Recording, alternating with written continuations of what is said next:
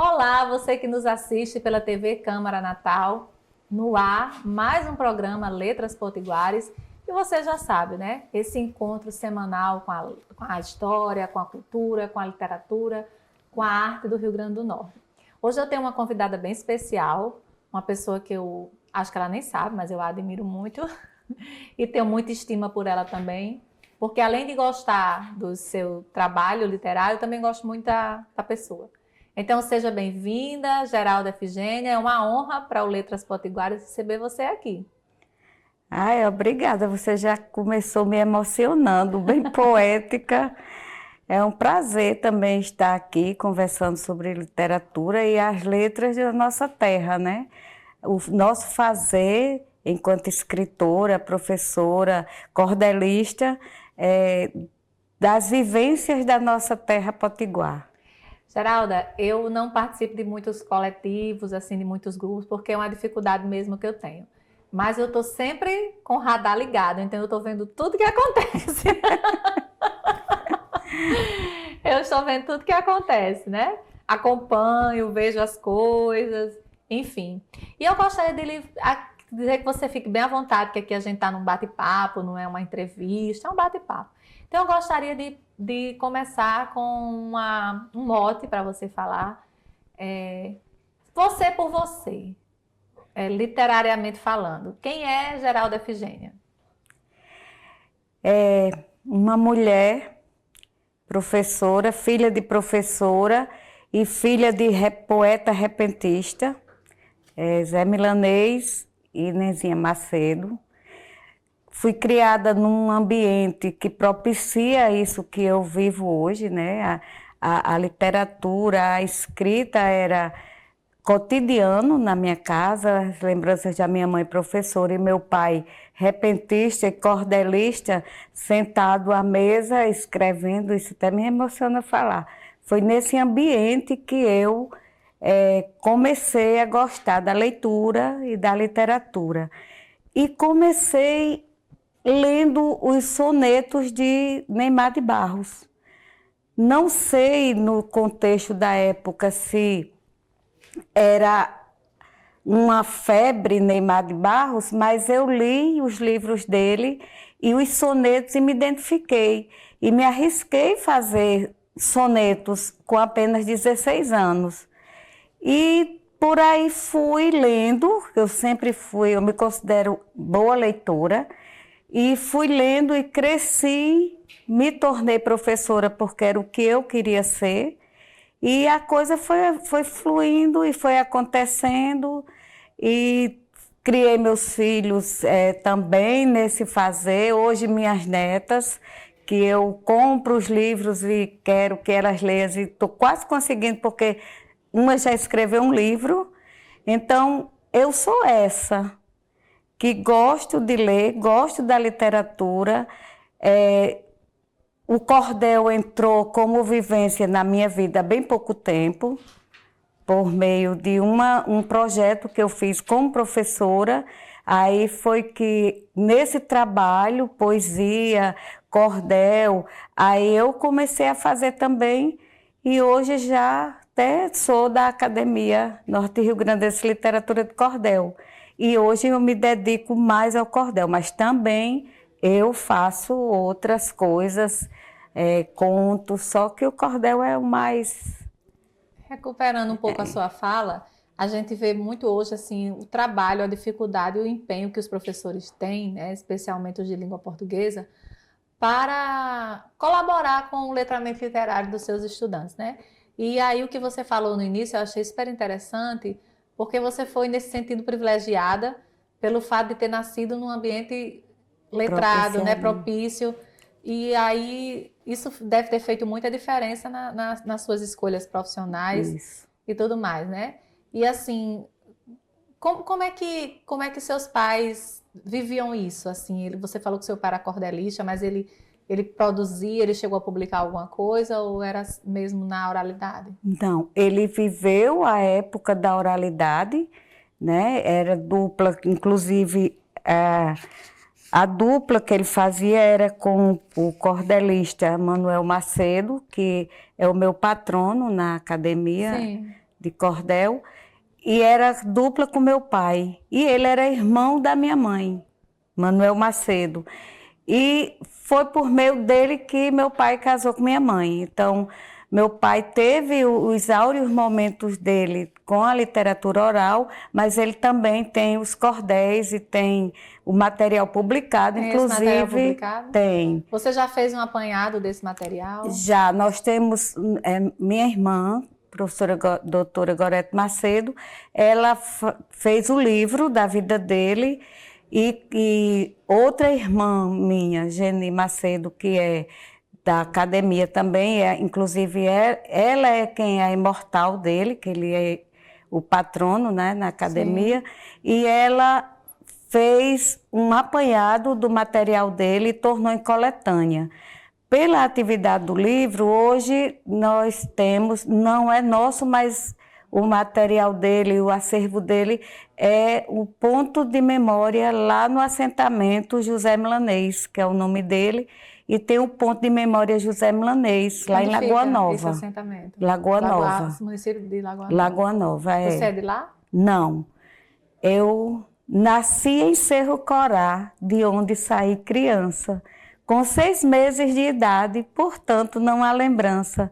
Foi Currais Novos, amiga, o berço da minha infância. Ai, que lindo! Que legal, Geralda. Geralda encanta com essa simplicidade dela, né? Eu vejo que você se emociona quando fala disso, né? Mas esse emocionar é bom. E deixa fluir a emoção. A emoção poesia, tem que né? escapar por algum lugar, né? Geralda, além dessa sua trajetória no cordel, que a gente até pode retomar isso depois, você tem um trabalho no núcleo do livro, né, da Secretaria, se eu não me engano, da Secretaria do Estado, a NUP, né? Você está lá? Não.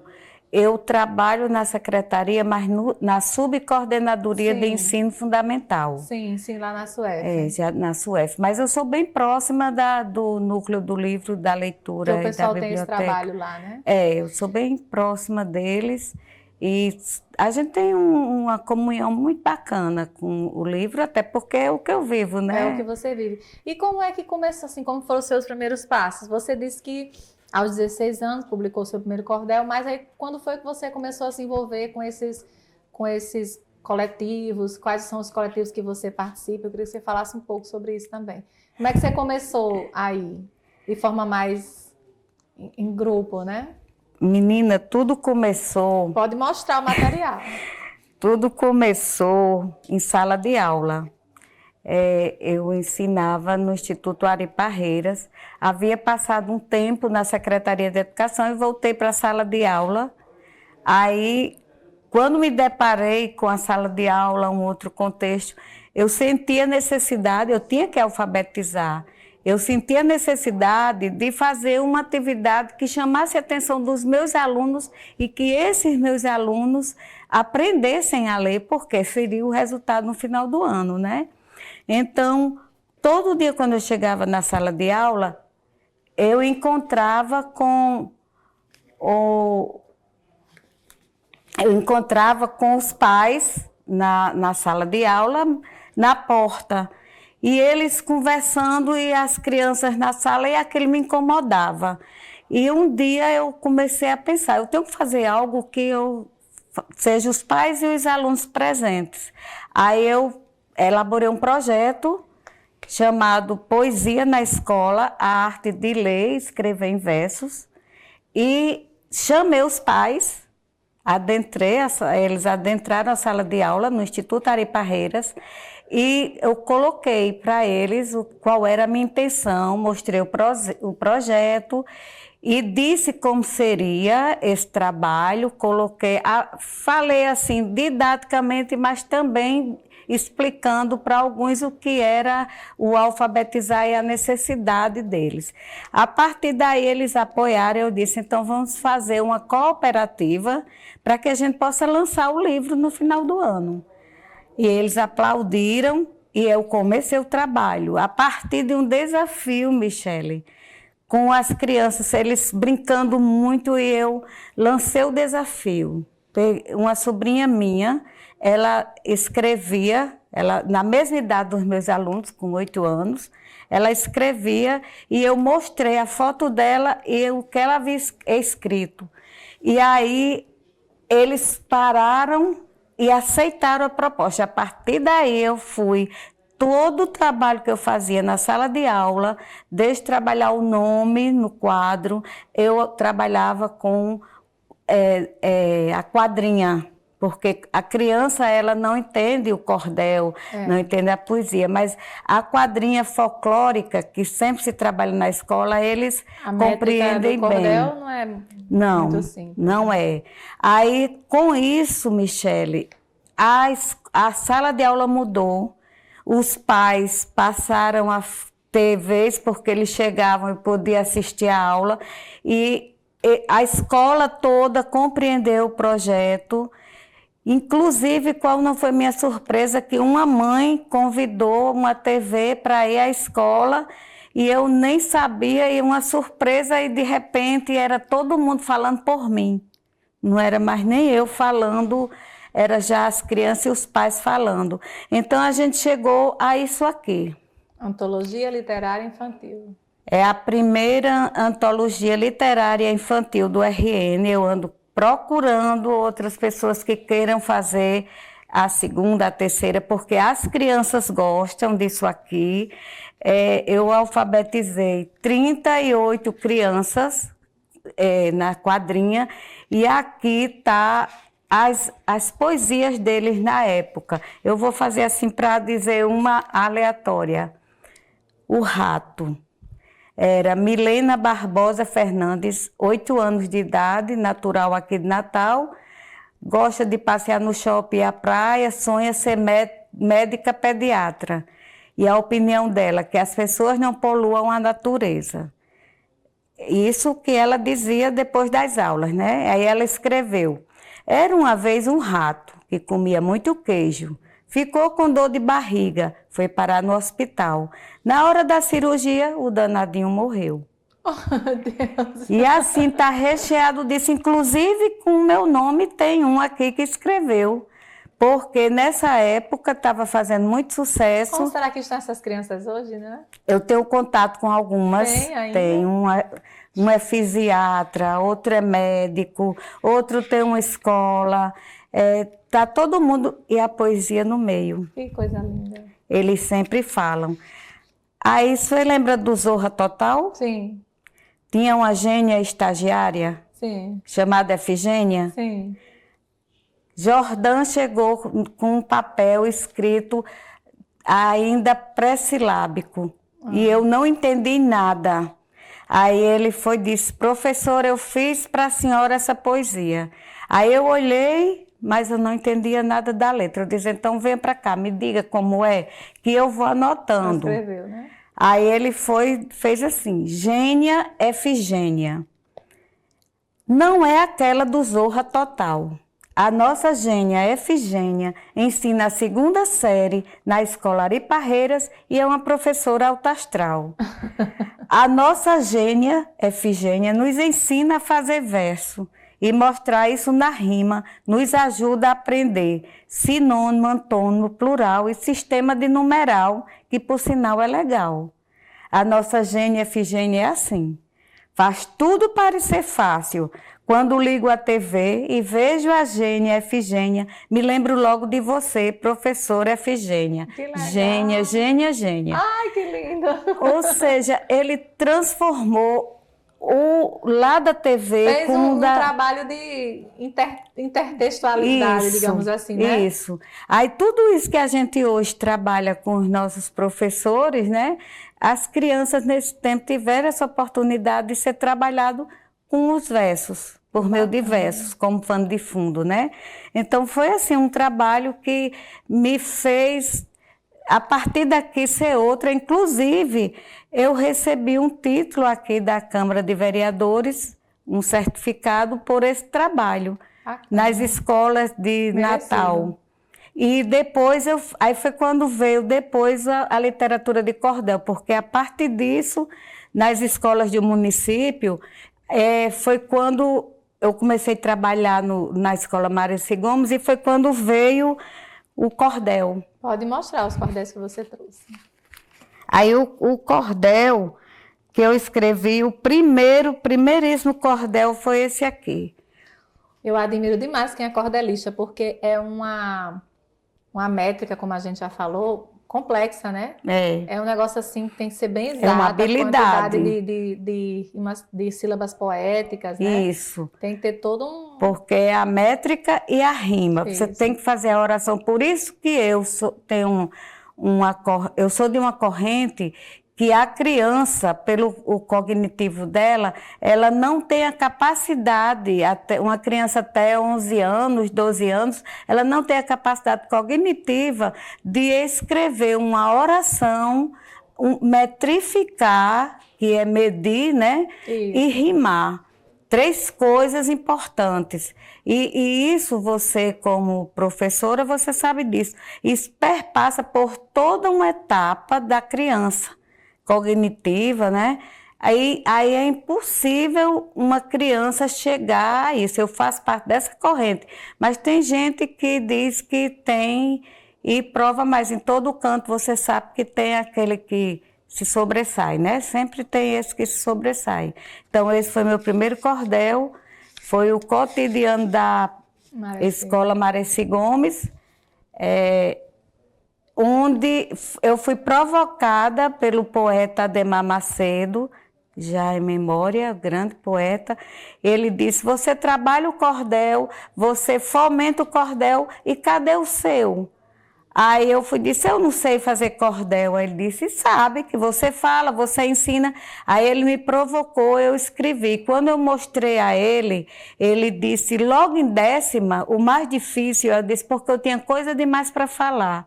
Aí foi quando eu fui começar a estudar o cordel no sentido da palavra, né? As cestilhas, a rima, a métrica. E aí, a partir daí, eu comecei a fazer mais e outros títulos. Eu tenho vários. Fiz de Nísia Floresta para um concurso que teve. Eu perdi a inscrição, mas fiz o cordel dela. Fiz também o segundo cordel, foi Como Surge um Delinquente. Foi meu segundo cordel. E aí eu participei... Olha aqui para sua foto. Vícios que Matam foi uma campanha que teve do Ministério Público, chamada Conte Até 10, e me pediram um cordel e eu fiz esse Vícios que Matam para o Ministério Público. Quanto tempo você gasta assim para fazer um cordel, assim, para elaborar um cordel? Você senta e já vem aquilo ali? Eu sei que é muito transpiração, mais do que inspiração, mas como é a sua dinâmica de produção? Olha, a inspiração, mas aí você tem que elaborar. Ultimamente eu me descobri que eu tenho que parar e ficar pensando como eu vou fazer a história. Quando eu construo a história, isso às vezes pode levar uma semana, às vezes leva um dia, eu já acordei de manhã e escrevi um cordel todinho. Mas também tem semanas que eu vou e não chega. E aí, quando chega, eu escrevo assim, ó, todinha a história. Eu arrumo a oração todinha, aí vou trabalhar a métrica e a rima. E nesse trabalho de métrica e rima, às vezes eu levo 2 dias, às vezes eu levo 3 dias. A métrica dá mais trabalho, né? Aí eu vou... Às vezes demora uma semana, às vezes demora 15 dias, depende, sabe, do meu estado. Do estado emocional, né? Depende muito e da criação da história. Por exemplo, eu agora escrevi a história inédita, ainda vai ser lançado, de uma conterrânea minha, Raíssa Aline, lá de Currais Novos, e ela me mandou a história dela e eu passei, sinceramente, 2 meses para fazer a história dela. E é o meu primeiro cordel com 45 versos, porque foi extenso e eu ia lá, ia cá para arrumar, porque tem que ter também a coesão textual, mesmo sendo rima, mas você tem... 45 versos ou 45 estrofes? 45 estrofes. Estrofes. Estrofes. É bem grande. Foi meu primeiro cordel com esse essa quantidade né? que ainda vai ser lançado. Sim. Aí veio a Casa do Cordel. Tem duas, né? Tem dois coletivos de cordel na cidade, se eu não me engano. Tem a Estação do Cordel. A Estação do Cordel e a Casa do Cordel. Casa do Cordel. A que você faz parte é a casa. Eu faço parte da casa. Sim. Eu sou membro de lá. Sim. E aí, por lá, eu participei já por 4 vezes da coleção 10 Mulheres Potiguares. Eu escrevi a coleção, na coleção sobre Eliane Amorim das Virgens. Eu não trouxe aqui Desembargadora. a primeira desembargadora, a primeira deputada estadual do Rio Grande do Norte, Maria do Céu Fernandes. Eu escrevi sobre Elizabeth Inácia, eu não estou com ele aqui, mas da coleção eu escrevi a primeira feminista, né, do estado, e escrevi também sobre a esposa de Manuel Marinheiro, que foi o último cordel da coleção que eu participei. Sim. Aí a gente, na casa, tem que abrir para outras pessoas, né? Não pode ser sempre todo dia a mesma coisa. E aí, nessa parte de cordel, eu me realizo, porque eu participo da academia e me encontrei, né, no cordel, e estou lutando. Eu não sei se você já ouviu falar no projeto das cordeltecas nas escolas. Eu fiz até um cordel sobre isso. Você pode falar um pouco mais se você quiser. Eu, enquanto subcoordenadora de ensino médio na Secretaria da Educação, eu senti a necessidade de trazer alguma coisa de cordel. Sim. E aí junto com a equipe, tivemos a ideia de fazer, não sei se você conhece Rosângela Oliveira, que era a gestora da CORE. A gente teve a ideia de fazer um projeto de leitura para melhorar a questão do ensino médio na época, onde nós tínhamos 77% de evasão no primeiro ano, e a gente sentiu essa necessidade, alto, né? Muito alto. Aí a gente nós elaboramos o projeto de leitura. Dentro desse projeto de leitura tinha o cordel. E aí, qual não foi nossa surpresa, que o cordel foi quem despontou. E quem? Com a cordelteca, porque a cordelteca seria a ferramenta de leitura do cordel, como fomento a isso, né? E nós conseguimos fazer 146 escolas do estado cordelteca. Elaborava-se um projeto, a escola, né? E a secretaria dava o fomento financeiro para que pudesse fazer as escolas. Aí foi uma efervescência de cordelteca que eu chorava emocionada cada vez que ia a uma inauguração, porque era um evento gigantesco, sabe? Uma coisa assim que, para mim, só Jesus mesmo que me deu um presente desse. E eu fui em muitas inaugurações e depois eu saí do cargo, né? E ainda continuou, mas não do mesmo jeito, com monitoramento. Mas eu voltei, tive o ano passado as escolas e encontrei as cordeltecas lá. E mais feliz eu fiquei porque a Assembleia aprovou a Lei 10.950 de 2021, que institui diretrizes para a literatura de cordel nas escolas do Estado, nas escolas públicas e privadas do Estado do Rio Grande do Norte. E aí eu, muito feliz, procurei a nossa secretária, Socorro Batista, e falei do sentimento e me propus a fazer isso, né? E ela prontamente disse, não, vamos colocar em prática, já minutou alguns decretos e a gente está num processo de que isso aconteça até o final da gestão da professora Fátima, que também é muito ativa nesse sentido da literatura de cordel e nos está dando apoio. Geralda, eu fico observando você falar aqui, eu vejo a sua emoção, o seu brilho no olhar de falar dessas coisas, né? Então, assim, você vive isso mesmo, né? Isso lhe emociona. Muito. Então, é diferenciado, Porque às vezes as pessoas fazem as coisas mais movidos por outras motivações, né? Mas eu vejo em você essa pessoa que realmente se emociona ao falar disso, né? Eu gosto muito. Porque você realmente gosta de verdade.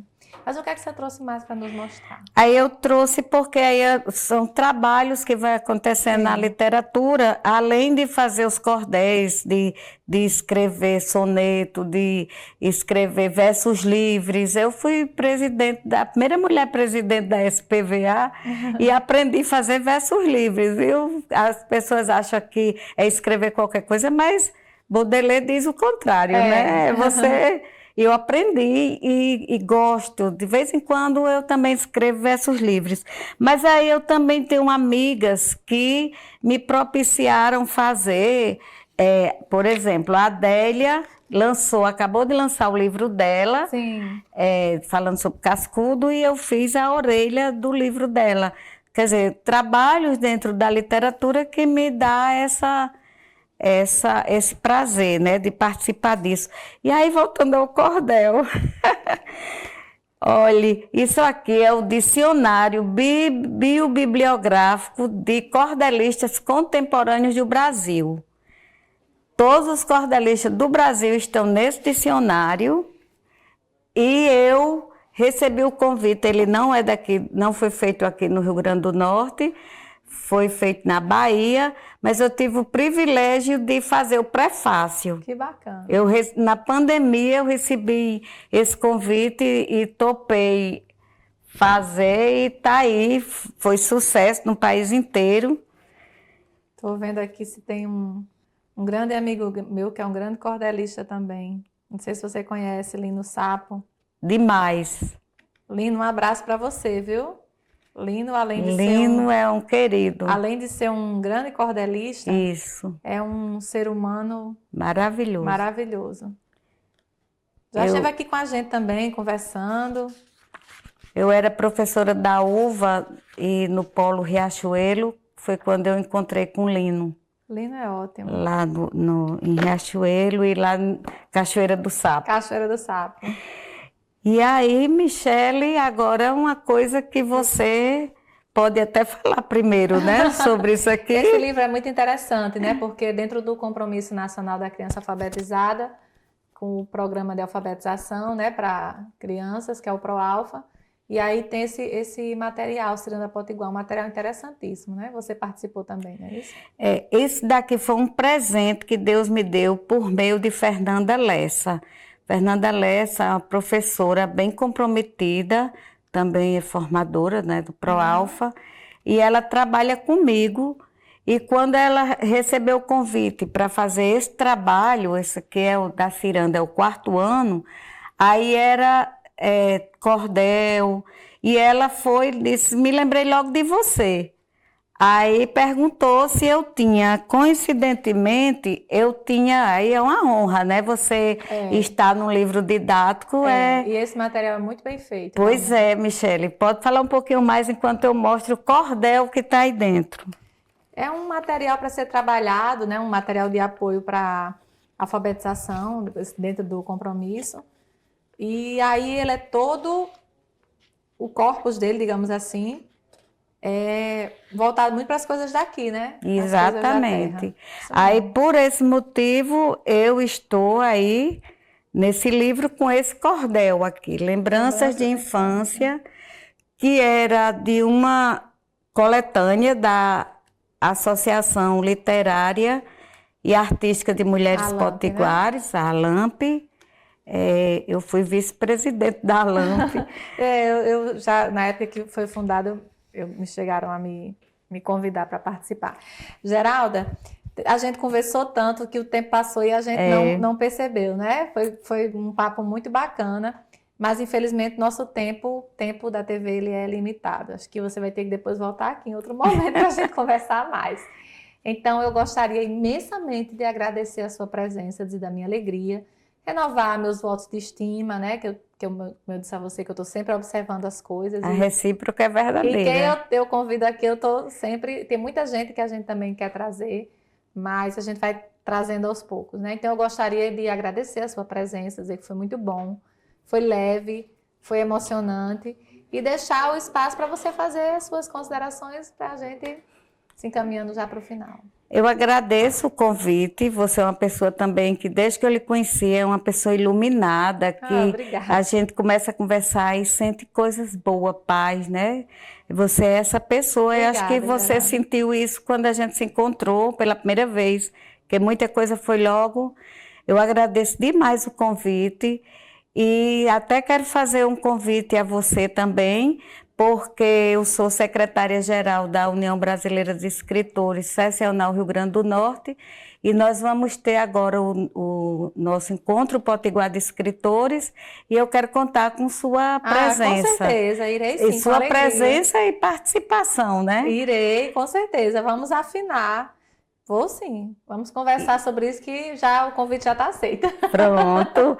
E também agradecer aos ouvintes da TV Câmara, né? Agradecer aos poetas, agradecer ao público em geral e também aqui a querida Doroteia, que eu conheci essa macauense que já me chamou para ir lá no Centro de Cultura dela. Então é isso, né, Obrigada, Michele? querida. Nosso Obrigada primeiro de verdade. papo. Obrigada a você. Nós ficamos por aqui. Até o próximo programa Letras Potiguares.